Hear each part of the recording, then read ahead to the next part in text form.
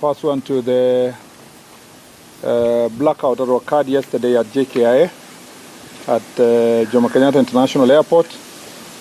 And whereas the blackout is not, or power or energy issues are not necessarily addressed by this ministry, except of course in our capacity as a whole government approach. The blackout that occurred, had an impact on Jomo Kenyatta International Airport, and therefore I'd like to make the following statement. As you are well aware, last night the country was plunged into a blackout which affected key government establishments, among them Jomo Kenyatta International Airport. I wish to issue unreservedly apology to all travelers and airport users who were affected in one way or another by the power disruption at Jkia. For the avoidance of doubt, the incident, though regrettable, did not pose any danger to our incoming and outgoing flights and passengers, considering that the backup generator lighting the runway and control tower was seamlessly deployed when the blackout occurred. At no time did we have an iota of darkness on the runway or the tower. Ladies and gentlemen, over the last few years, Kenya Airports Authority has faced a series of mishaps occasioned by management challenges and political interference that has resulted into a demoralized and disorganized workforce. When I appointed the new board, I made it clear that they must reorganize the workforce and end the culture of having many of our officers holding key positions, serving in acting capacity in perpetuity. The board has done a great job in the reconstitution and reorganization of the Kenya Airports Authority. The institution has since begun the process of hiring permanent staff to take these positions in an exercise that will be concluded within the next 2 weeks. Ladies and gentlemen, pursuant to the challenges facing Kenya Airports Authority, we have made the following changes in consultation with the Board of Directors. By mutual consent, the contract of Mr. Alex Gitari, who has been the Managing Director of Kenya Airports Authority, has been terminated. In his place, Mr. Henry Ogoye, currently serving as the Head of Corporate Planning, has been appointed to be the Acting Managing Director of the Kenya Airports Authority. I want to emphasize the part of mutual consent. And you can see Mr. Gitari is here.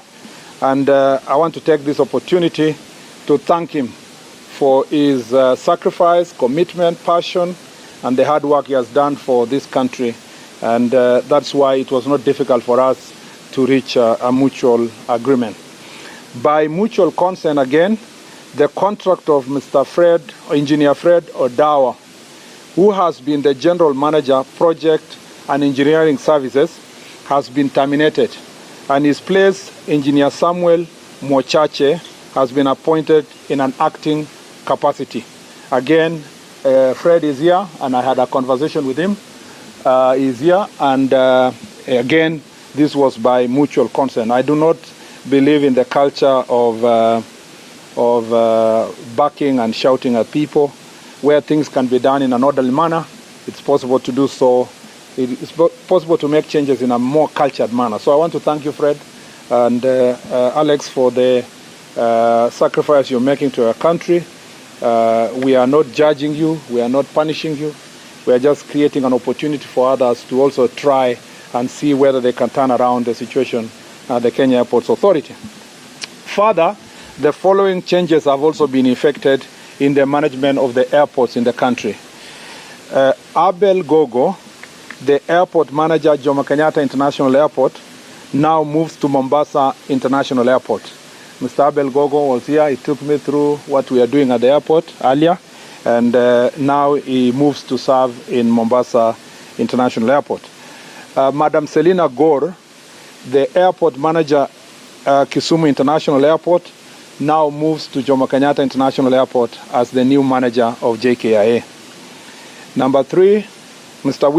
Peter Wafula, the airport manager Mombasa Airport, moves to Kisumu International Airport, again in the same capacity. These changes take effect immediately. More changes will follow in the coming days. Further, in order to ensure that a similar incident is not replicated, it has been decided that the 2 generators that were procured more than 2 years ago be immediately commissioned. Again, I have further directed the board to work on the staff attitude, mentorship and motivation to improve productivity. And myself and the PS will be coming back to the airport in the next few days, next week, to have a meeting with the entire staff. And we want to know exactly what really demotivates our KA staff and why really so many people complain about services at the airport. Number 3, I assure the country that the world that we have taken measures to enhance capacity of technical experts in the engineering department to ensure that such incidents do not occur. I want to thank the Board of Management who facilitated these decisions this morning, chaired by the chair himself, Honorable Kostany, and the board members who are all here, some who participated, including the chair via Zoom, that they have sacrificed their time and travel from different parts of the country to have an emergency meeting so that we can facilitate these decisions being made. I want to assure the country that every decision we make is well thought, well planned, and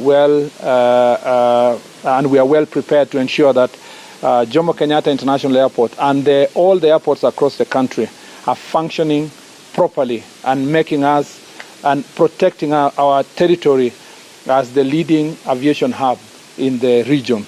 And I believe that as we move forward, you will see most of these changes. You will see changes in the law cadre in the next few days. I can tell you, you will have more confidence in the work we are doing. I thank you. I don't think there's any questions. It's a bit more.